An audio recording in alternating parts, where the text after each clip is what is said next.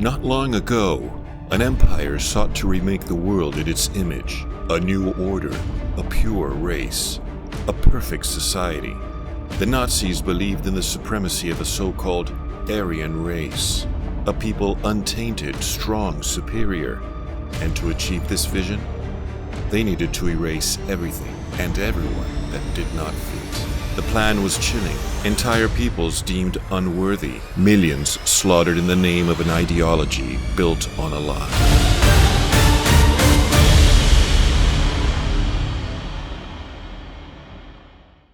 But centuries before the Nazis dreamed of their perfect race, a different idea spread across an older empire.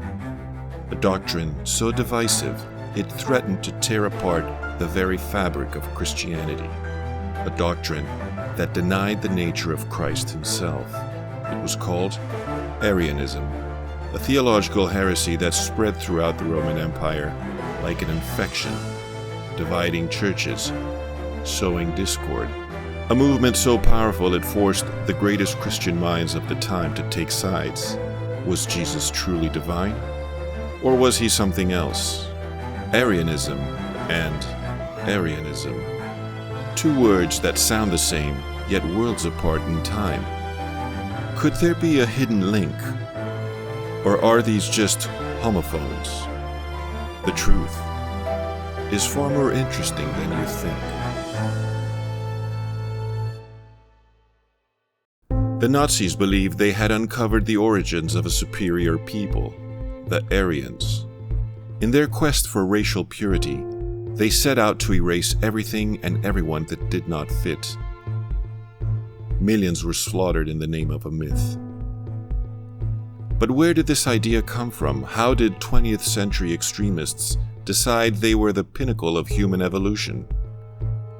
To justify their vision, they stole the identity of an ancient, unrelated people, the Indo-Iranians. The term Aryan comes from the Sanskrit Arya, meaning noble, a title of honor, not race. Ancient Persian kings called themselves Aryan, but it meant belonging to a civilization, not a bloodline. However, intellectuals in Europe manipulated the narrative. They falsely claimed that the Indo-Iranians were the ancestors of modern Germans. The Nazis embraced it, erasing its true origin and forging a racial myth. Even the swastika, a sacred symbol used for thousands of years across India and Asia, were stolen and turned into a mark of terror. What began as ancient history became a fabrication, a pseudoscience disguised as truth. But centuries before the Nazis built their myth, another idea spread through an empire. A different kind of battle, not over race, but over faith. It was called Arianism, the belief that Jesus was not fully divine, but a created being, greater than man, yet less than God. At the center of the storm was Arius, a priest from Alexandria. His name, derived from the Greek Arios, is connected to the god Ares, the deity of war.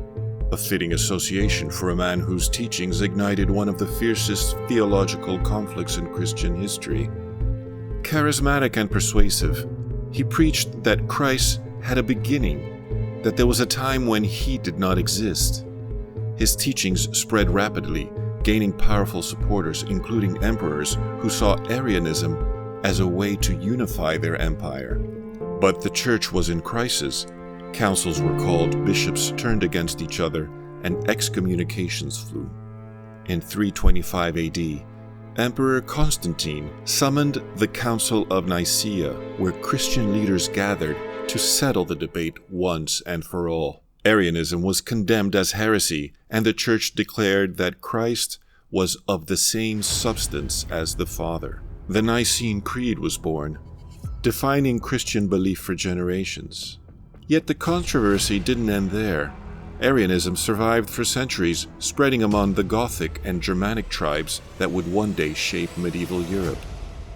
Is it possible that the Nazis, in their quest to reinforce Germanic identity, were unknowingly influenced by the resonance of a term rooted in the tradition of the Goths and Vandals.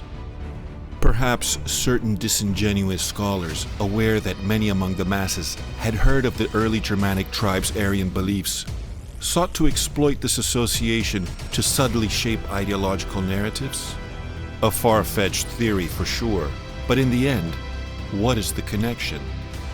The Nazi concept of Aryan supremacy and the ancient Christian heresy of Arianism share nothing beyond a coincidence of sound. One was a fabricated racial ideology built on a stolen history and pseudoscience, used to justify oppression and genocide. The other was a theological dispute, a battle over doctrine that reshaped Christianity but had nothing to do with race, ethnicity, or supremacy. They were born in different centuries, different worlds, and different struggles. Similar names, completely different meanings. No connection at all.